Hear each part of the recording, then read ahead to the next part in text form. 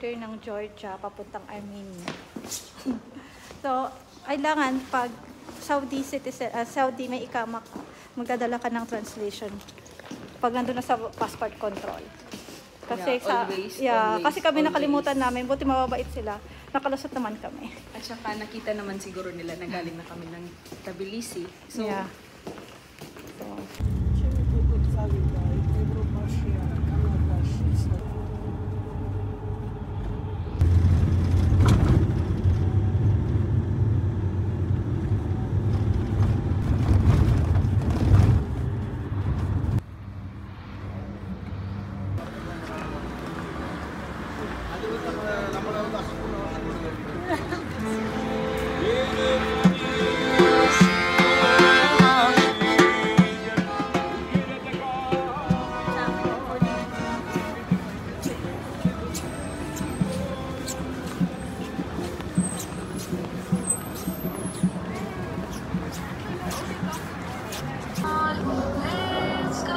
Hanap kami ng mga kainan dito sa shawarma.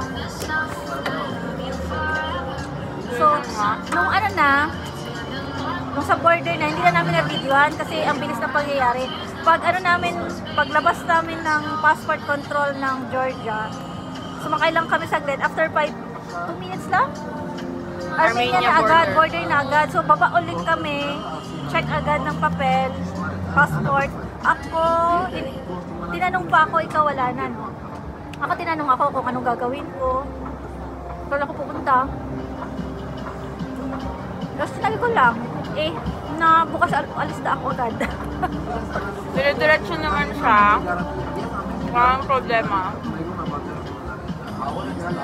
Na-i-visa na kasi kami, sa tuloy-tuloy lang. Na-i-visa tayo mga Pilipino. I-visa lang pag mga GCC countries. Tama ba? Or lahat ng Pilipino? Lahat ng Pinoy. Ang GCC countries is yung Armenia.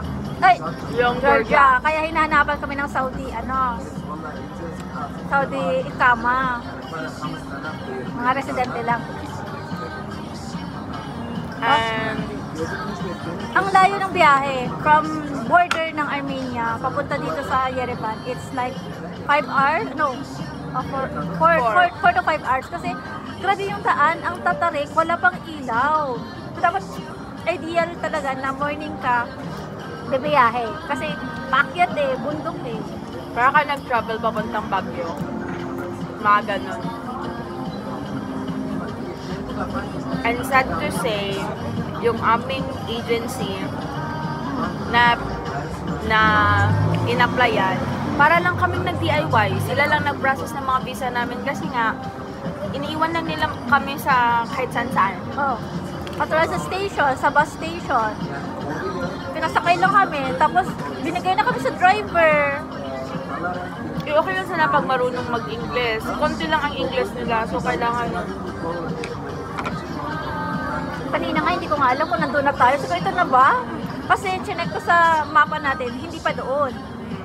Kasi kuya, baka nalito na tayo. Ang sabi man ng driver, finish na. So alam mo na, ang ganda ng Armenia. Kasi feel na feel mo, Christmas na talaga dito. Super. Pati Georgia din. Pero dito feel na feel mo kasi lahat ng sounds ng music ay pang Christmas. Ang dami mga lights.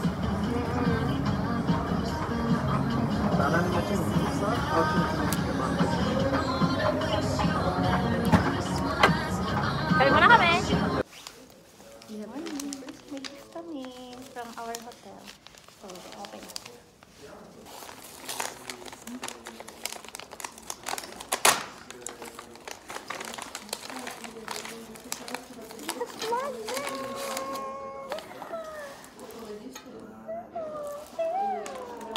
Hindi na kami bibili ng red magnet. Simbahan mo to. Di pa palit tayo. Simbahan din to. Parang tayo simbahan. Simbahan din.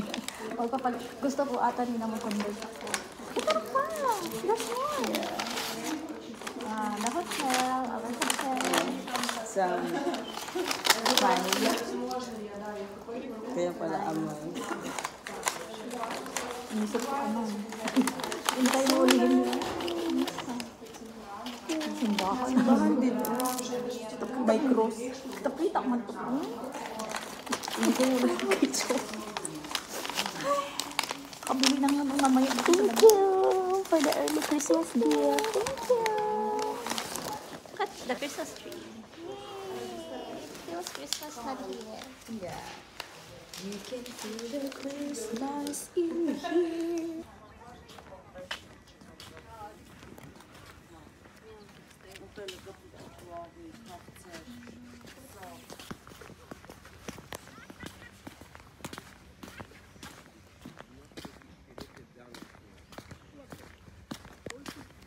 UNESCO din pala to. Yeah. Halos lahat ata UNESCO. Pwede ko na umakyat. Hanggang dito akyat. Yeah. Pwede ito pumasok.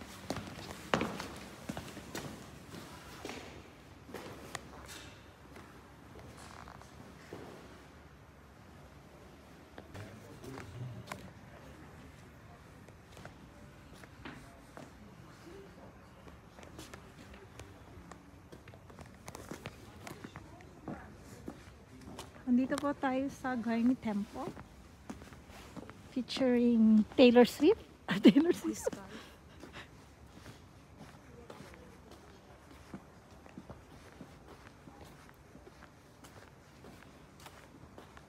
Yan, malamig po dito. Ayan. So yung bayad po sa entrance ay 1,500 AMD.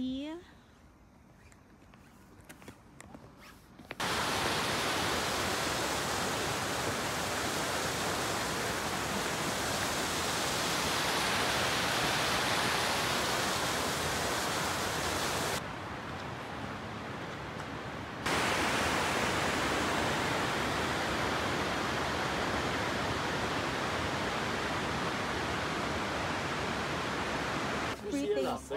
Free taste.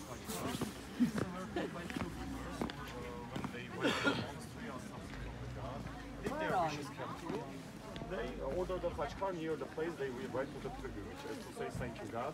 That my wishes came true. Dahil yan. Para mas okay na hag.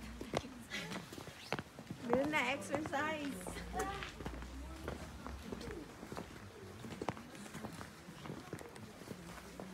Life. Bato kasi yan. Hindi kaya ng boots ko. I'm here.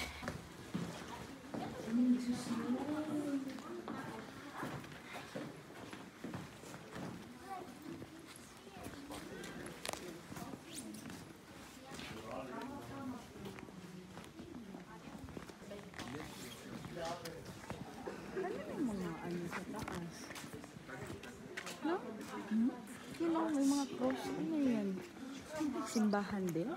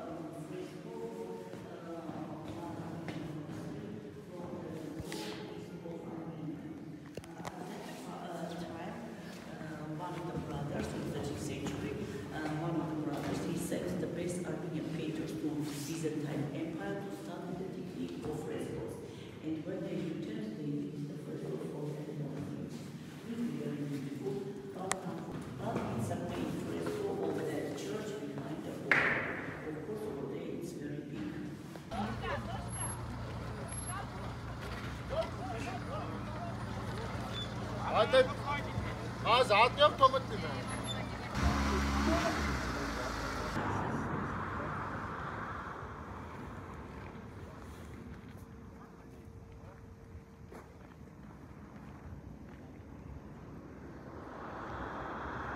Nandito na ba kami? Bumalik na kami. Pabalik na ba kami ng Georgia? Yeah, same pa rin ang sinakyan namin, si Baba. Baba? Si So, Lolo. yung mga pinuntahan namin ngayon, kami pa rin na nagbayad ng mga entrance. Yeah, So, nag-guide lang talaga si ate.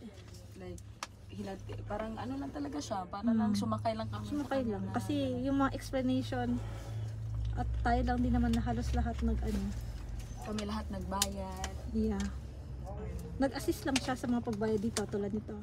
Yeah. Siya lang nag-assist. Siya nagbayad ng ticket. Yun lang. Wala namang iba. Tapos ngayon, pabalik na kami. I-inform niya lang, ewan ko kung paano kami susunduin. Malalaman na lang natin, pero that's it. Para sa aming trip dito sa Armenia. Bye-bye!